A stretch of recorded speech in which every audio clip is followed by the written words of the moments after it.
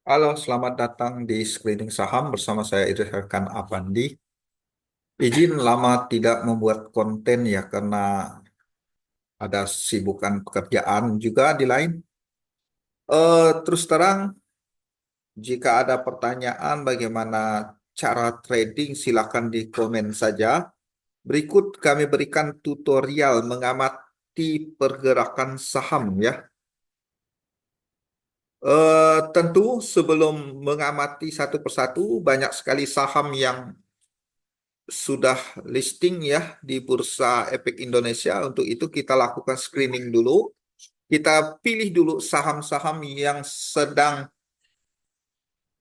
uptrend ya atau sedang bullish ya. Kenapa dibilang bullish screeningnya? Kami membuat screening bullish ini ketika harga saham benar-benar di atas MA ya, seperti itu. Sehingga muncullah saham-saham ini ya. Nah, kalau mau cari saham-saham murah, kita lihat juga di saham-saham bearish, yaitu di bawah MA-nya ya, seperti itu. MA yang dimaksud adalah dari MA 10, MA 20 sampai ke MA 50, di mana MA yang paling kecil arahnya memotong MA yang besar ya. Nanti saya akan tunjukkan. Contoh di bearish saat ini ada ASI ya, masuk ya ASI, ada Adro, Saratoga, Unilever, MAPI, Kalbe, BBTN, dan banyak sekali ya. Bearish rumusnya seperti apa? Di sini ada edit ya. Ini rumus saya buat.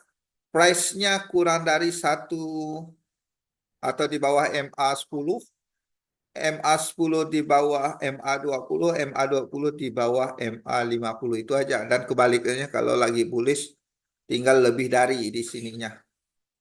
Seperti itu. Sehingga muncullah saham-saham ini ya, yang lagi bearish. Nah, kalau pantauan kita saham-saham yang lagi bearish ini ya, kapan dia mulai ada petunjuk, mulai berbalik arah ya, tentu itu tergantung juga dari IHSG dan sentimen global. Mungkin dalam jangka pendek ini sentimen globalnya masih berfluktuasi ya, mengingat kebijakan dari Presiden Amerika yang terpilih Donald Trump, di mana beliau suka perang dagang ya, seperti itu yang membuat ekonomi yang menjadi perang dagangnya melambat ya, yaitu kenaikan pajak ekspornya ya. Oke, boleh Bapak Ibu cek, saya hanya menyontohkan satu misal ya, yang pembagian dividennya tinggi, contoh di ASI ya, maka ini secara tren lagi bearish sebenarnya. Jadi kalau lagi bearish itu tidak bisa ditradingkan ya, tidak bisa ditradingkan. Kalaupun mau trading ya cuannya kecil, lebih ke sideways-nya ya. Ini MA-nya saya buka ya, bahwa benar dia di bawah ya. Harga saham di bawah MA-nya. Ini dari sampai MA 200. Jadi ada perpotongan ini ya. Kemudian MA-nya ini saya juga membuat indikator yang lain. Kapan bisa masuk kembali ketika MA 9, MA cross ini saya setting MA 9 memotong MA 16. Jadi kalau memotong arah bawah, garis merahnya, garis hijaunya ke bawah, artinya ya kita harus dijual ya. Jadi menerapkan strategi ini untuk rambu-rambu saja. Di samping kita juga melihat ya Yang pertama dari volume perdagangan. Ini saking banyaknya volume perdagangan, kita buka. Oh, volume perdagangan yang ini ya. Saya taruh ke atas. Jadi di sini volume perdagangan itu ada volume rata-rata harian. Artinya apa? Kita bisa mengetahui dari volume jika hijau ya, hijau artinya akumulasi, merah distribusi, tapi harus disertai volume yang tinggi juga ya, seperti itu untuk mengetahui jika kita sudah menentukan ini adalah support di 47 4750 ini ya, support terdekatnya. Jika saham di bawah support artinya breakdown support ya. Jadi kita tinggal lihat volumenya. Kalau volume perdagangannya tinggi, maka akan berlanjut distribusi ya, secara teori seperti itu. Jika mampu dia breakout, ini 5 ribuan ya, 5.000 ya. Tapi kemarin tidak mampu. Ini breakout kecil dengan dorongan volume yang tinggi, artinya serius juga tanda-tanda akumulasi yang tinggi. Berikutnya, faktor penentu yang lain adalah keterlibatan asing dalam mengakumulasi, di mana sebenarnya asing di sini sudah mulai mengakumulasi juga ya, kebanyakan hijaunya ya. Jadi kalau untuk investasi jangka panjang, kita ikuti asing, asingnya masuk ya, seperti itu. Nah, yang tidak kalah di sini adalah secara keseluruhan asing maupun lokal ya, itu secara keseluruhannya sedang apa dia ya. Nah, di mana saat ini memang secara keseluruhan distribusi ya, tetapi distribusinya sudah mulai mengecil ya. Coba kita lihat dari Juli ya, distribusinya sudah mulai mengecil. Ya semoga aja secepatnya balik ke nol ya, mengakumulasi kembali. Jadi kalau sudah negatif ini sebenarnya belum belum juga dibilang akan naik ya, tetapi pelan-pelan ya. Kelihatan di sahamnya nanti akan terbentuk sideways. Karena apa?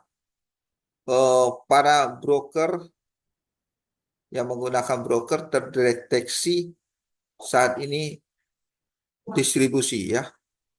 Nah, malah meningkat terus ya distribusinya. Atau masih dikatakan untuk ASI masih sideways. Untuk itu jadi Bapak Ibu kalau mau belinya ya karena dividen aja nih. Kalau kita berharap capital gain diakumulasinya masih negatif, itu jarang ya, jarang dapat. Kecuali Bapak Ibu benar-benar dari dividen saja. Jadi seperti itu. Berikutnya ini asing ya. Asingnya masih keluar cukup tinggi di Asia, sudah minus 15 triliun ya di sini ya, 15 triliun. Jadi ini juga faktor penentu kalau kita mau beli Asia karena dividen, bukan karena capital gain. Itu satu faktor penentu. Ya silakan. Kalau kalau ngomongin dividen ya cukup besar, belasan persen ya per tahun. Yakin Bapak Ibu ingin dividen ya, seperti itu. Tentu kita tidak munafik yang berharap ya dividen dapat, capital gain juga tinggi ya. Kemudian posisi sekarang RSI memang kapan bisa masuk, RSI aman saja ya, berada di pertengahan, tidak juga jenuh beli atau juga jenuh jual ya, karena masih di pertengahan. Ini masih zona sideways-nya ya. Namun yang cepat berubah itu adalah stokastiknya ya. Jadi kalau mau lihat stokastik, gini caranya ya. Ikuti garis hijau ya, diatur aja stokastis 14 14 33. Jadi kalau mau menggunakan indikator ini ya, sebenarnya sedang didistribusi kembali ya. Jadi garis hijaunya menuju ke bawah. Artinya dari stokastik kemungkinannya akan jenuh untuk melakukan pembelian dan selanjutnya akan dijual kembali. Kita lihat aja ya. Ini adalah secara teorinya bagaimana kita melakukan pembelian saham dengan mempertimbangkan beberapa indikator-indikator dalam teknikalnya ya. Jadi seperti itu, asing juga ngaruh ya. Itu perlu diperhatikan juga. Walaupun asingnya cukup tinggi masuk di saham ASI. Ya akibatnya karena akumulasinya masih negatif ya, negatifnya memang sudah berangsur pelan-pelan ya diakumulasi, tetapi ini kemungkinan dibeli karena dividen ya, bukan karena mengharap capital gain-nya ya. Memang sekarang masih susah juga ya kalau untuk breakout di 5.300-an ya. Kita coba lihat MA-nya juga. MA-nya berada di ya setidaknya MA-nya di 5.000. Kalau mampu menembus MA 5.000 dengan volume tinggi, konfirmasinya positif breakout dan arahnya atas ya seperti itu. Jadi kalau untuk trading memang sabar, tidak ada kata ketinggalan. Jadi kalau kita mau beli saham, kapan waktunya murah? Ya murah perspektifnya seperti apa ya? Bisa jadi ini juga murah ya. Tapi kalau nggak naik-naik ya jadi mahal juga kalau terus-terusan turun ya seperti itu karena kita hanya bisa membaca chartnya. Walaupun ketinggian ya mampu breakout nanti 5.300 itu memang tinggi berdasarkan. Tapi kalau dia naik-naik terus itu jadi murah juga ya. Jadi kita menunggu breakoutnya. Sudah lama sekali sideways-nya ya. Seperti itu. Berikutnya ada saham apa lagi di screening ya yang lagi turun ya. Nah, yang lagi turun. Banyak ya, ADM, ada BBTN, ada Harum juga. Jadi seperti itu. Mungkin lebih cocok kita kembali ke lihat Big Bang-nya dulu. Big Bang sudah tidak masuk di dalam zona ini ya. Mungkin dia sudah mulai keluar ya. Terutama di Big Bang punyanya pemerintah ya. Kita lihat aja di sini. Kita lihat dari BBRI-nya ya. Diawali dari BBRI bagaimana prospeknya ya.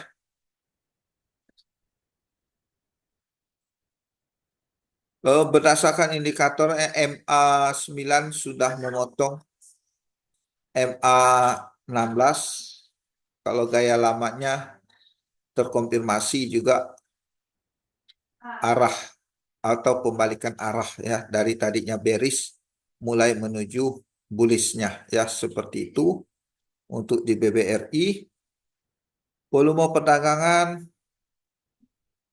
normal ya, seminggu terakhir perdagangan di atas rata-rata, asing mulai masuk.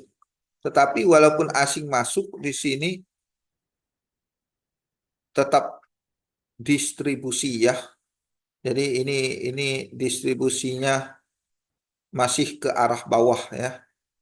Asing kalau untuk asing distribusi juga tapi sudah mulai melandai ya.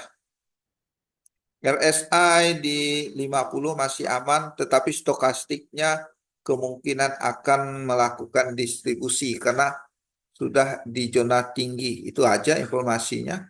Jadi kalau bisa nunggu aja lagi di support ini ya 4070.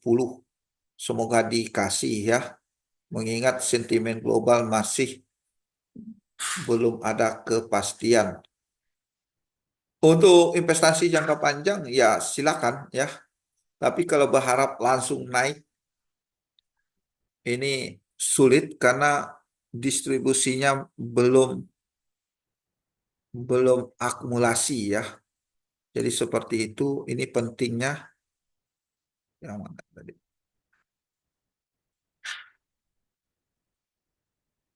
Nah ini masih arah turun ya. Artinya masih distribusi. Jadi seperti itu. Ya, ada saham-saham yang sedang akumulasi, silakan dicari saja. Contoh ya, di Raja mungkin ya. Kita coba cek saja sama-sama.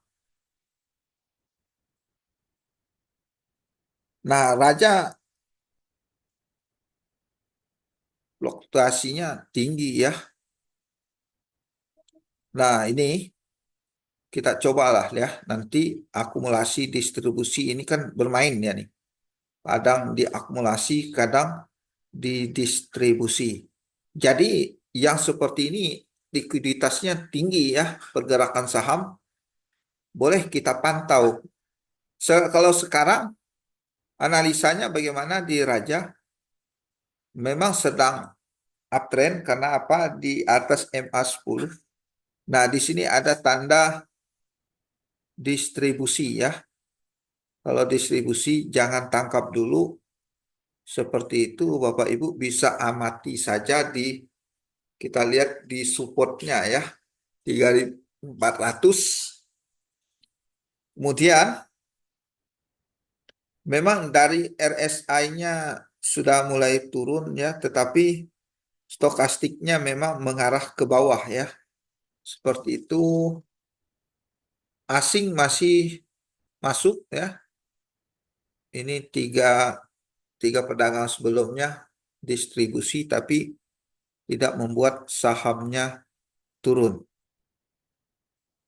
Kita sih berharap saham ini masih uptrend ketika menyentuh MA20. Di mana MA20? Ini dimatikan dulu. MA20 itu ini ya, yang hijau. Ini MA10 mantul beberapa kali ya. Jadi Bapak Ibu spekulasi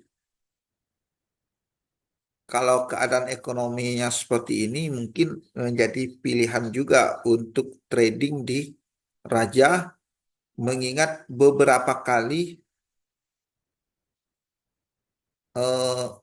MA10 mantul tapi mau lebih aman adalah di MA20 ya seperti itu.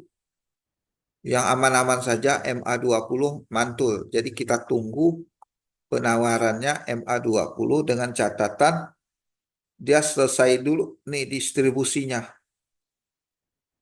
Semoga secepatnya balik ke nol lagi ya. Nih seperti ini. Ini kan masih punya barang nih ya.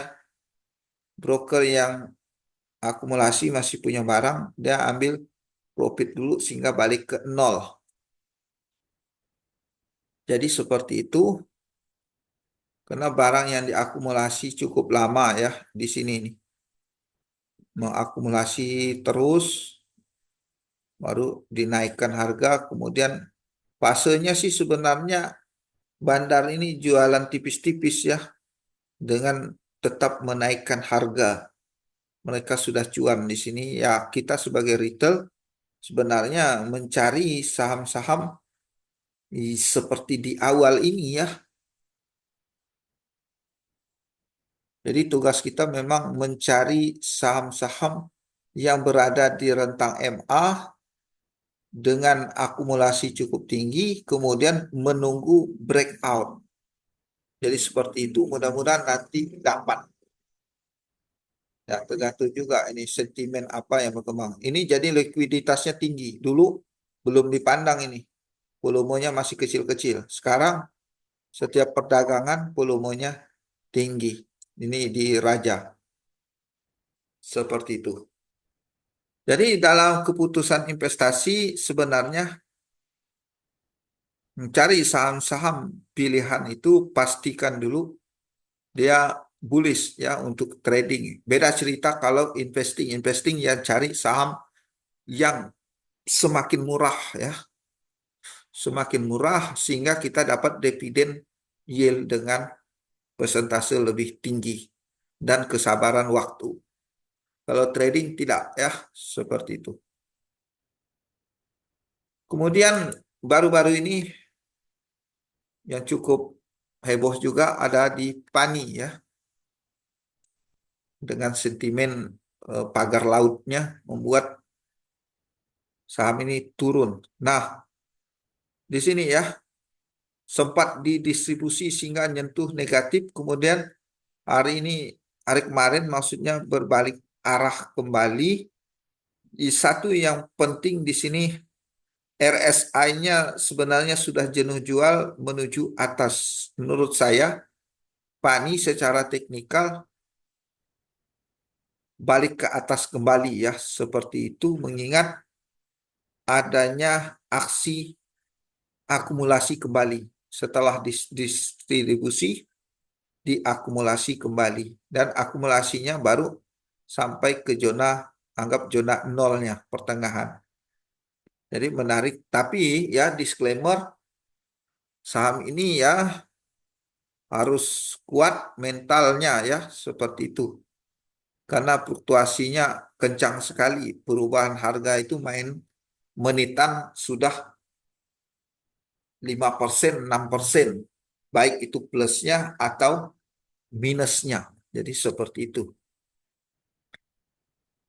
Ini harapan kami kemarin ya, mantul di MA 200 ya. Sempat jebol tapi ditarik naik di perdagangan kemarin ya. Selama ini memang yang mau dicari adalah saham-saham yang sideways dulu. Sideways, kemudian terjadi akumulasi ya di sini. Agustus. Ada bedanya. Nah, perbedaannya adalah seperti ini. Dari distribusi kita melihat semakin kecil ya distribusinya sehingga membuat saham ini menuju nolnya dan kembali ke akumulasi yang positif. Jadi ini pentingnya. Jadi tidak kemungkinan ya sabar saja saham-saham seperti ASI yang tadinya negatif di bawah mengecil-mengecil, kemudian lihat dari volume juga asingnya mulai masuk banyak, RSI-nya juga tetap dipantau. Jadi seperti itu. Jadi mencocokkannya bagaimana? Ya mesti sabar ya. Kita mencari momentum yang baru lagi. Ya kalau sekarang fluktuasinya masih tinggi, setidaknya nanti akan mengalami sideways dulu ya untuk membentuk pola yang baru. Kalau RSI memang waktunya akumulasi kembali ya. Karena sudah dijenuh jual, sudah lewat RSI 30-nya, kemudian berbalik arah, stokastiknya juga mengarah ke atas hijaunya. Jadi mungkin ke depan disclaimer bisa saja diakumulasi kembali. Jadi kalau untuk pemula yang masuknya sebagai untuk belajar ya satu atau dua lot. Jadi seperti itu. Oke, mungkin itu saja materi hari ini untuk bagaimana mempelajari indikator-indikator yang ada di aplikasi yang saya gunakan adalah Stockbit. Seperti itu, saya Heri.